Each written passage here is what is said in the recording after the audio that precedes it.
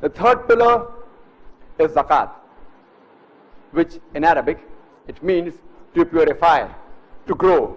And every adult Muslim who's rich, who has a saving of more than the nisab level, 85 grams of gold, he should give 2.5% of his saving every lunar year in charity to the poor people. It's compulsory.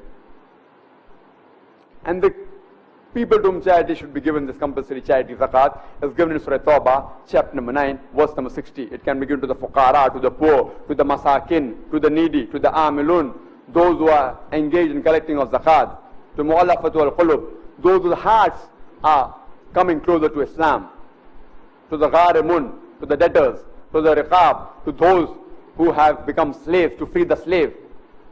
It can be given to the ibn sabil, those who is a wayfarer, a person who stands in a foreign land, or fi sabilillah, in the way of Allah subhanahu wa ta'ala. If every rich human being in this world gives zakat, poverty will be eradicated from this world. There will not be a single human being who will die of hunger. Similar message is given in the Bible. If you read in the 1 Peter's chapter number 4, verse number 8, it says that give charity, for charity reduces multitudes of sins. Give fervent charity, for with charity you can reduce multitude of sins. And the glorious Quran says in Surah Al-Hashr, chapter 59, verse number 7, it gives the reason for zakat as to prevent the wealth from circulating amongst the rich. The Quran says in Surah Tawbah, chapter number 9, verse number 34, that there are people who bury gold and silver and do not spend it in the way of Allah subhanahu wa ta'ala. Announce to them a grievous penalty, that fire will be produced from their wealth, from the hellfire, and with it they will be branded on the day of judgment, on the forehead, on the back, and on the flanks.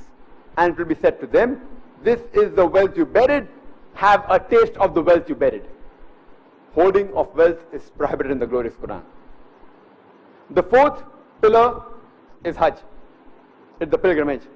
That every adult Muslim who has the economic and physical means to perform Hajj should at least perform Hajj once in his lifetime. That's a visit to the holy city of Makkah during Hajj, and visit Mina as well as Arafat, etc.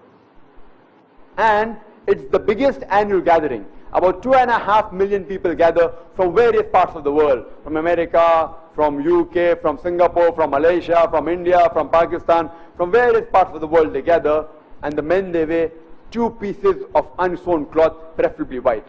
You cannot identify the person standing next to you whether he's king or a pauper. It is the best example of universal brotherhood. And the glorious Quran says in Surah Hujurat, chapter 49, verse number 13, Ya ayyuhan nasu inna khalaqnakum min zakin wa unsa wa ja'alnakum sha'uban wa qaba'ila lita'arafu inna akramakum indallahi atqakum innallaha alimun khabir.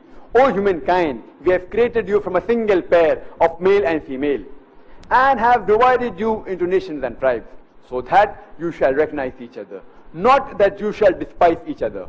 And the most honored in the sight of Allah subhanahu wa ta'ala is the person who has taqwa. The criteria for judgment in the sight of Allah subhanahu wa ta'ala, it's not sex, it's not wealth, it's not caste, it's not color, it's taqwa, it's God consciousness, it's piety, it's righteousness. The fifth pillar is Sawm, that's fasting in the month of Ramadan. That every adult Muslim should abstain from having food, drink and sex from sunrise to sunset, the complete lunar month of Ramadan in every lunar year. And the Quran says in Surah Baqarah, chapter number 2, verse number 183, that fasting has been prescribed to you as it was prescribed to people that came before you, so that you may learn self-restraint. Fasting has been prescribed to control your desires, self-restraint. And today the psychology they tell us that if you can control your hunger, you can control almost all your desires.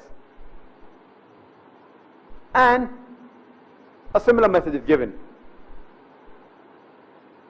in the Gospel of Matthew, chapter number 17, verse number 21. and the Gospel of Mark, chapter number 9, verse number 29, that people have been commanded to fast.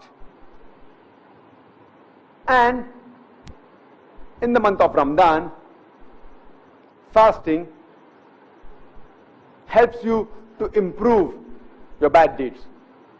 The things that you normally do during the course of life throughout the year, you try and avoid doing the wrong things, and that may remain part of your life. The good things that you don't do during the year, during Ramadan you want to do, that may become a part of your life. If you can abstain from smoking from sunrise to sunset, you can abstain smoking from the cradle to the grave. If you can abstain from having intoxicants from sunrise to sunset, you can very well abstain from the cradle to the grave.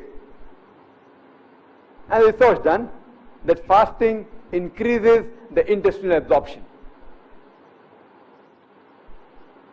These were the 5 pillars of Islam. But these 5 pillars do not make up the complete Islam. As our beloved Prophet said, these are 5 principles, these are 5 pillars. And any engineer will tell you, any architect will tell you, that if the pillars are strong, then the structure will be strong. So if any human being follows these 5 pillars correctly, inshallah, his other principles of life also will be strong. The glorious Quran says in Surah Zariyat, chapter 51, verse 56, وَمَا خَلَقْتُ الْجِنَّ وَالْإِنسَ إِلَّا لِيَعْبُدُونَ, that I have created the jinn and men not but to worship me. That means the jinn and men have been created by Allah subhanahu wa ta'ala to worship Him. The Arabic word used is ibadah, comes from the root word abd. Abd. In Arabic, abd means slave of Allah subhanahu wa ta'ala. And it means a servant. So ibadah is a person who does servitude, who obeys his master. Anyone who obeys the commandment of Allah subhanahu wa ta'ala, it's called ibadah. Many people think salah is the only form of ibadah. It's one of the highest form of ibadah, but it's not the only form. Following the commandments of Allah